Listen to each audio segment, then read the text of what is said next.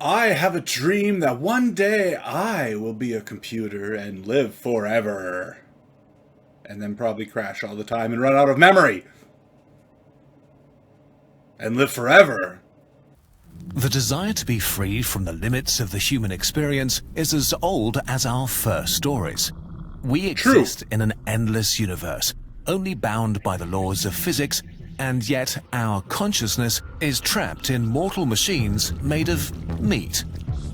With Mortal machines made of meat. This is true. This is true. It depends on what your beliefs are, okay?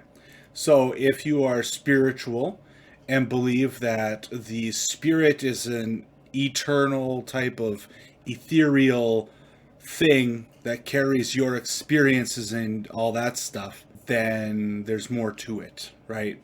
Now, scientifically, we don't have anything to support that. That's not saying it's true or not true, but scientifically we don't have anything to support that. We also didn't have anything to support the Earth rotating around the sun 1,000 years ago, so maybe you never know one day what we'll find out. As far as we know scientifically, this is it. Everything that is you, all of your thoughts, your memories, your experiences, what makes you conscious, what makes you you, is right up here. the breathtaking explosion of innovation and progress, for the first time, the concept of leaving our flesh piles behind and uploading our minds into a digital utopia seems possible. If you had technology sufficiently advanced that we don't have today, is that possible? You could, through killing somebody, they would have to die, replicate them into a computer, or at least an AI that resembles that person. I don't think that that's you living forever. That's a different person or a different entity. But are you really you? Your cells are swapped out in your entire body. Everything that is you is new compared to, say, a few years ago. So are you even you? Because you're not the you that you were 5 years ago. You're not the you that you were 10 years ago. It's all different stuff. So what is you? Even like the logical next step on our evolutionary ladder. Mind uploading and digital immortality are some of the core themes of the game Cyberpunk 2077. It plays in a grim dystopian future where humanity has progressed far beyond today's technology and explores what this could mean for humanity. About a year ago, CD Projekt Red asked us if we would like to make a video about some of these ideas, and we were immediately on board. Oh, I didn't realize that they had reached out to Kurzgesagt to actually make a video on this topic. That's pretty cool, and then they did it. Alright, I actually never played that game, Cyberpunk. When it was released, it got really bad reviews, and I heard that it's a lot better now, but I just never got around to playing it. So, let's explore this topic together.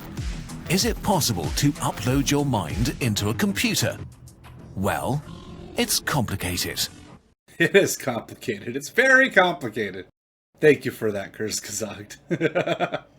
Yes, it is.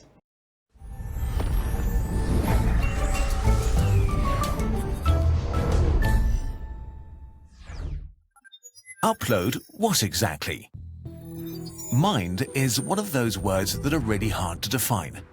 It's thought to be the collective abilities of your consciousness and intelligence, the thing that lets you imagine, recognize, and dream. That's kind of what I was saying a little earlier, was what is you? I know that's not proper English, but what you is? Even if you could digitize your brain, is that you? Is there more to it? The science fiction of today is the science of tomorrow, in some cases.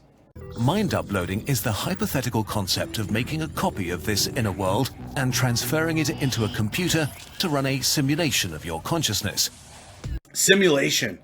That's the key word. Simulation of your consciousness. It's not you.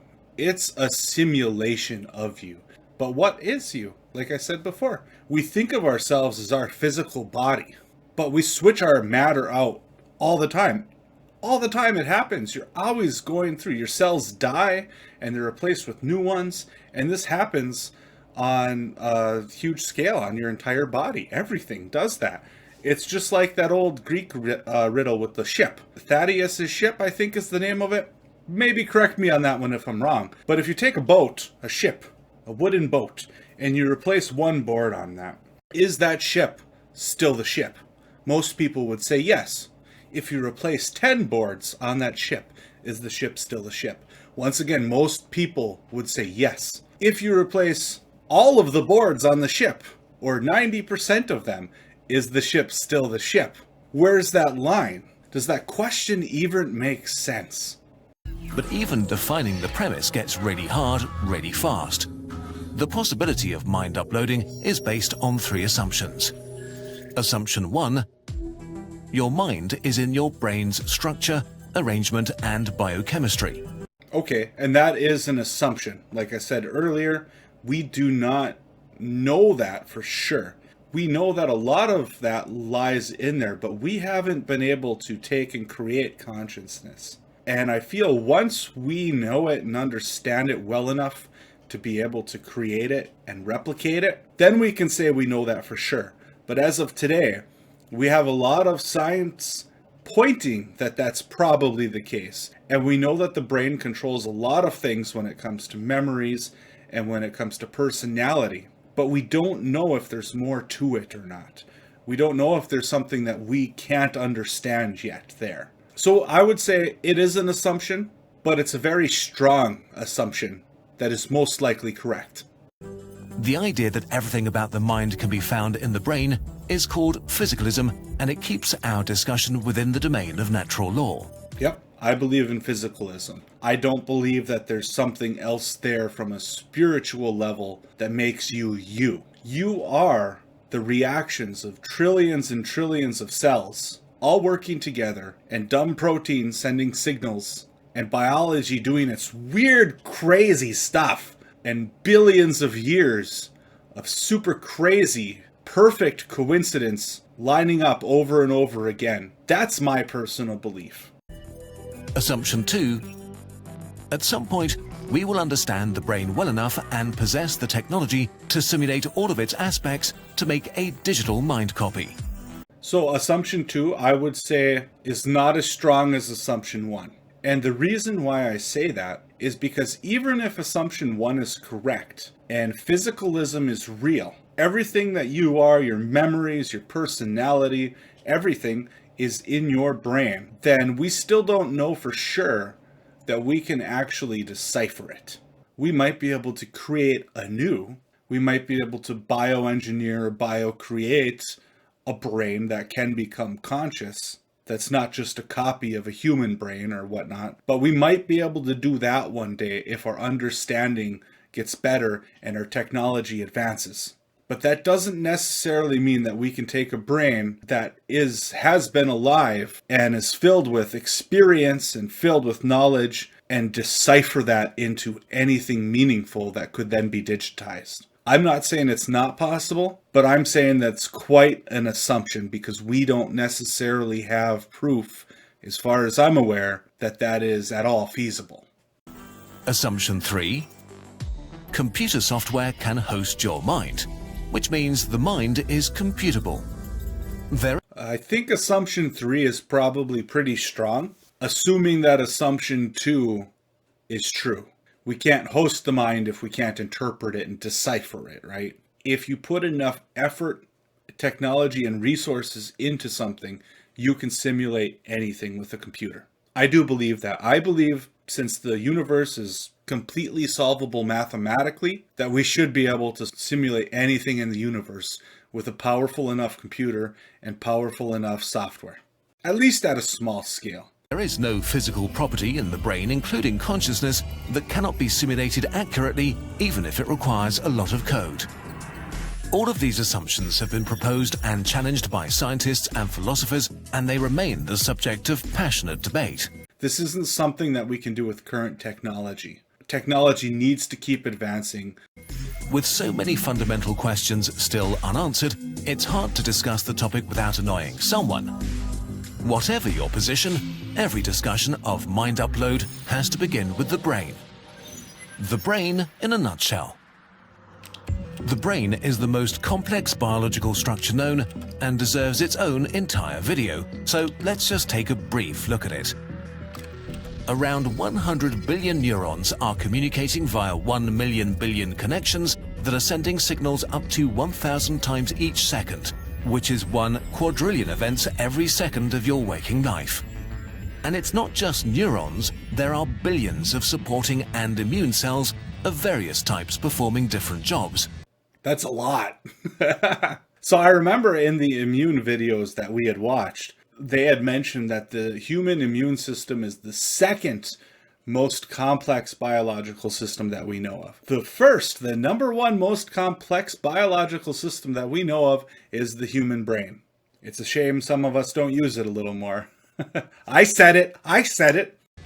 On a macro level, the brain can be divided into sections with different roles, from breathing and heart rate to coordinating movement and involuntary reflexes. The most developed parts, the neocortex, or the outermost layer of the brain, hold memories, our ability to plan, think and imagine, hope and dream. The brain is insane. You are that fleshy ball of material floating in gray matter. That's you. This hallucination that we call life, that's you. Where exactly the you part of the brain is situated is not entirely clear.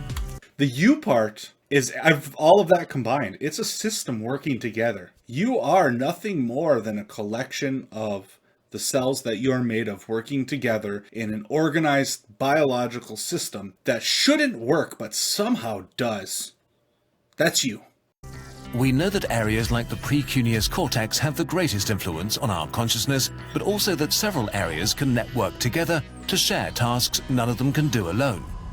The brain's building blocks are not exactly simple either. Neurons are not just wires, they alter and process information. Synapses, where signals are handed over from one neuron to the next, contain receptors for hundreds of chemical signals, opening them up to outside influence. We have a basic understanding of how these work, and we can accurately predict their behavior at small scales, but there's a lot more to the brain than just nerve signals. Is that how the psychoactive drugs work, is by basically getting the chemicals to influence the synapses with the chemical receptors up there? I've never sat down and thought about it. Hormones play a huge role, like serotonin, which affects our mood, or histamine, which helps us learn.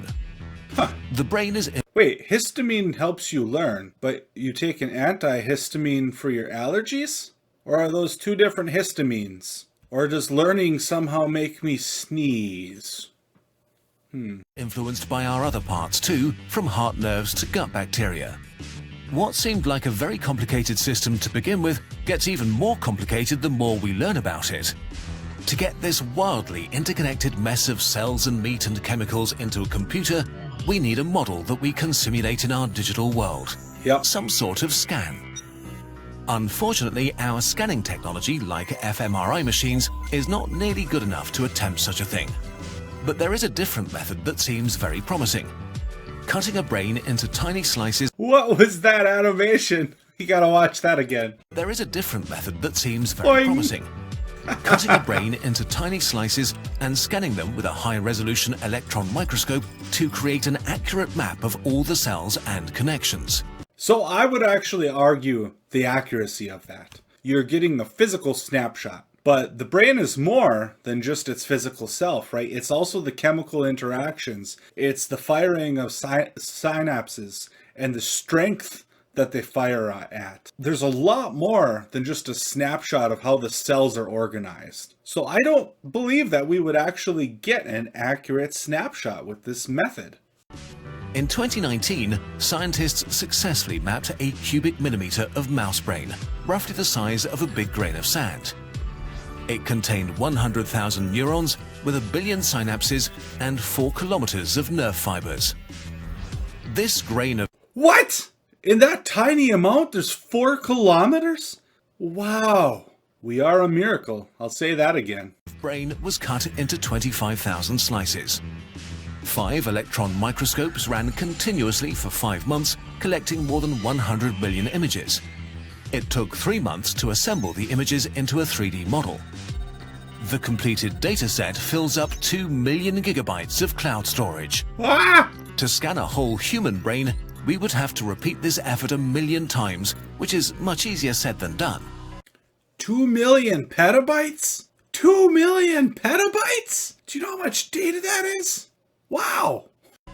Even worse, to correctly simulate a brain, we might even have to map out much smaller building blocks to include the billions of underlying proteins or even individual molecules that cause all the behaviors we see at the cellular level, which might produce more data than the capacity of all data storage on Earth.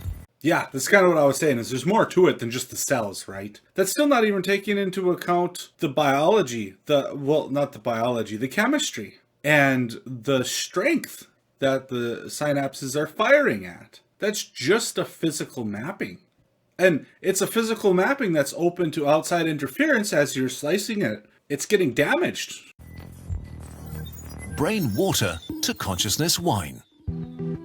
While all of these issues are annoying, the real question is how we turn the static blueprint of the brain into an active thing. Even if we have a scan, down to the level of synapses, we need laws and rules that animate the wiring diagram to endow this static structure with life, update it with the various laws of chemical binding, of electrodynamics to animate the simulation. So it becomes a dynamic active thing like a brain that exists from 1 microsecond to the next, that can evolve in time, think, see, and act. The reality is that we just don't know if this is possible to achieve.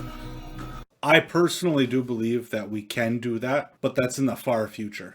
That's going to pose some moral questions, and it's going to be questionable legally, is if you are turned into one of these simulations, who owns you? Are you still a legal entity considered to have all the rights of a human? Or are you a program, which you technically are, who is the property of whoever coded you? Is interference and additions or subtractions or small little tweaks here and there, are those okay? What about inserting memories or taking them away or altering them slightly? What about pre-programmed biases that didn't exist in the original? But that opens up quite the moral can of worms. If our technology can give rise to real minds, it all hinges on the nature of the problem. Are the brain and mind just complicated and a lot of work to figure out? Or are they complex in a way that we can't solve? In the worst case, consciousness is more than the sum of the parts of the brain in a way that we don't realize yet. Complex in a way that we can't solve by getting better scans. Just having a list of the ingredients might not be enough to get a good consciousness cake. We don't know. There very well may be more to it than we understand today. Everything strongly points towards physicalism, but maybe there is some sort of ethereal influence there, or something else entirely that we just don't understand that is required for consciousness. Right now, we have a great starting point with tangible scientific results and an end goal, but the road to true simulation is unclear and requires a lot of innovation and research. Yep. Humans have historically been horrible at predicting the pace of progress. That's true. true. In this case, it's just a matter of doing the work and finding the right solutions. It might not be necessary to simulate every last cell down to the last atom. Instead, it may be possible to simplify elements into probabilistic models that could match the behavior of the brain using a more manageable number of simpler systems. So we really don't know if we will ever understand our brain and consciousness well enough to upload human minds. But the science is real and worth pursuing. At the very least, we will just learn a lot about ourselves and develop a bunch of new technologies. That's very, very true. We'll learn a lot about ourselves just diving into this. So even if it doesn't work out in the end and it's not something that we can accomplish, it's probably still worth it just for the sheer amount of effort that we're going to have to put into understanding ourselves better. And also, I want to take a second because can we talk for just a moment about the animation quality in this episode? I mean, Kurzgesagt always does a really good job But it seems like this episode is next level. It's amazing. If we succeed, this might put mind uploading well within the capabilities of our rapidly progressing computer technology.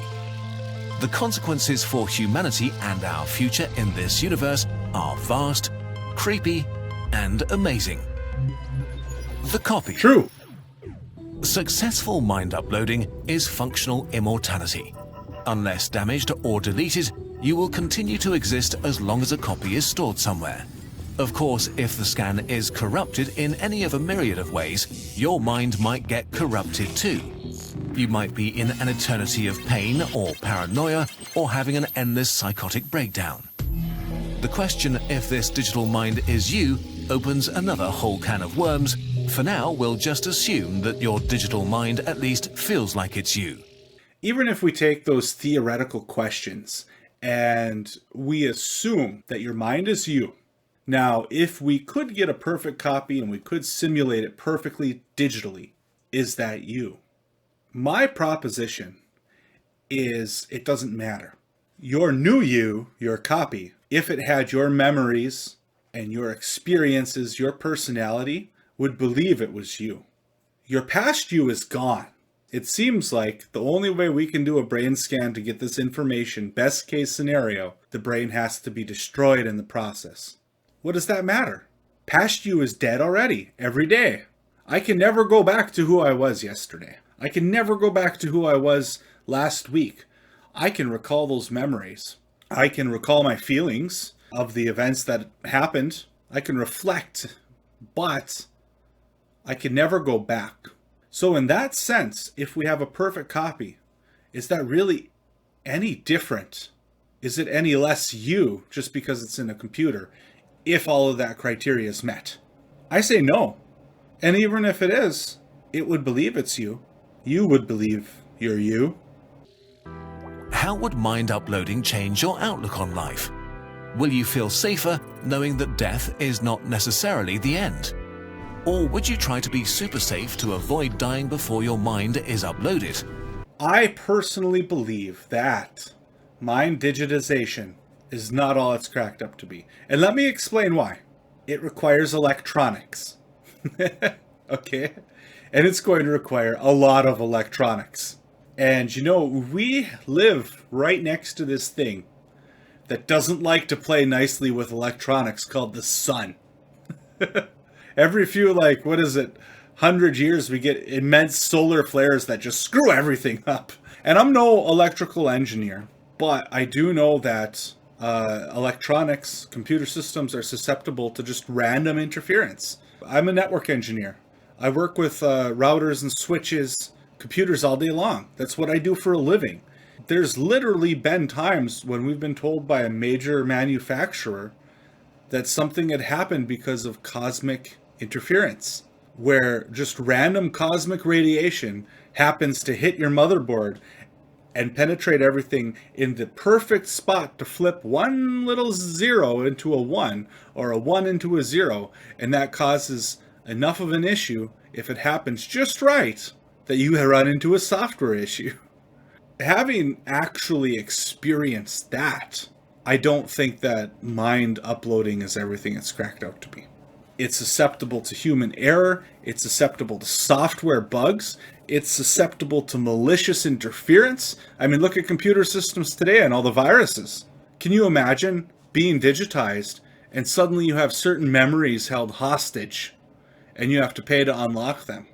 Or can you imagine being digitized and having your memories scanned for your bank information? It opens up a whole slew of problems in that realm that we don't have an answer for. The thing with security and cybersecurity, which becomes very relevant in this conversation, is the bad actors and the good actors are always kind of doing one of these types of things. They're always one-upping each other. So that worries me. I would be much more interested in biological immortality. If scanning technology does become advanced enough, your biological and digital versions could coexist. You could help each other out by making your biological lifespan more enjoyable and the future of the copy more secure. I don't like that. I don't want to hang out with me. I'm a jerk. I mean, in all honesty, I don't think I would want to hang out with myself. Whatever happens, your mind copy will begin a completely new life once it opens their digital eyes for the first time. Having a functional body is actually quite nice, and you're pretty used to it. Food, love, pain and exhaustion, all of these things are parts of us that we must live with. But in the end, they are the result of neurons firing in your brain. So while you could decide to live in a simulated body, it might be optional for a digital mind. And that's the other question. We've talked about physical limitations, we've talked about programming limitations, we've talked about security concerns and ethical concerns, but the one thing that we haven't talked about is the limitations of the mind as a human. Could we even function digitized? Even if we could be replicated perfectly, could we still function, or would we just have an absolute psychotic break? Because think about it, your body has been with you since the moment you were basically born. I mean, even before you were born, really. And it's what you know. It's as much you as your brain is, right? Because your brain is hardwired to control it. You move your fingers, you move your hands, you blink, you breathe, you get hungry. But if that was to all just... how would we handle that mentally? Now, I know we go through changes. Our bodies change as we age. Some of us deal with it better than others. And some of us have very unfortunate accidents that do severely change our body. And we adapt to that. But sometimes we have a very hard time adapting to that. If you were to go blind tomorrow, that would probably be very difficult to deal with. And it would probably be very hard on you mentally. Now imagine losing every sense, every single sense that you have at once, or retaining senses but having them severely changed and altered in a way that we don't understand. That sounds like a major psychotic break to me. Falling in love might lose meaning if you can have it at the press of a button. Instead, you might end up searching for new extraordinary experiences. This is going to be a long video, I'm sorry. Walk on the surface of the sun. Speed up time to skip past a few boring months. Experience a simulation of the past. Your perspectives and priorities will change as you continue to exist in this liberated form. The longer digital minds exist, eventually they will likely gain greater knowledge of themselves and an ability to change their own contents. This can be as simple as deleting a memory that bugs you. You might change aspects of your personality, like grudges, addictions, or laziness. And see, I wouldn't change anything about myself. If I had the option, I would not. Because my collective experiences are what make me me. Now, I have a lot of experiences that were painful. I have a lot of memories that I don't like to think about. But I have a lot of good memories. I have a lot of great experiences. And I truly believe that if I was to just take away the bad stuff, I would be a significantly different person than who I am today.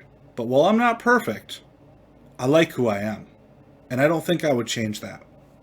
Without the constraints of biology, your abilities might move up as technology progresses, while your priorities or goals might become more and more foreign to your original brain if it's still alive. Waking up to the true potential of digital immortality will be gradual. You can start projects that would take more than a lifetime to complete. Scientists could accumulate an incredible amount of knowledge, leading to discoveries that could revolutionize the world. Adventurers could upload themselves onto small spaceships and embark on journeys to the stars, just putting themselves on pause for thousands of years at a time. Adventurers could become the spaceship. Although it's unlikely that every digital mind will work for the benefit of humanity, since our current meat versions don't do that either. Some will seek power and influence and will have a literal eternity of trying to create empires. Yeah. Others will begin hoarding as many resources for themselves as possible as they compete with other minds trying to do the same. The longer they live, the less sympathy they may feel for simple meat beings. Yeah. Or imagine immortal cult leaders who propagate lies and invent religions, fine-tuning and perfecting their dogma over hundreds of years. Or perhaps none of all that. At that point, though, if we do ever achieve digital immortality, you're not human anymore. And I think that's going to take some coming to terms with. Maybe our minds are not made for immortality, and digital minds will just become rigid and unproductive and retire after a very long life, having experienced everything they could ever want to. It's hard to predict how much good or bad a self-improving mind could do with hundreds or thousands of years of free time. Very, very well done, Kurzgesagt. You guys never disappoint. And this one rose above those expectations. And I've been talking for a very long time, so goodbye and have a wonderful day.